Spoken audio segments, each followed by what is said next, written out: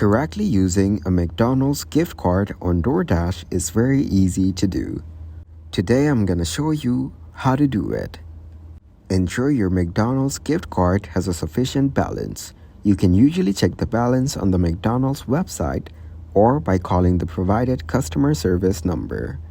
Then make sure you have the latest versions of both the McDonald's and Doordash apps installed on your device.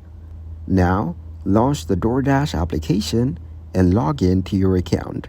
If you don't have an account, you may need to create one. Then enter the delivery address where you want your McDonald's order to be delivered. Now locate McDonald's on the Doordash application. You can use the search function or browse to the available restaurants. After that, select the items you want to order from McDonald's and add them to your Doordash cart. Once you have added all the items you want, proceed to the checkout.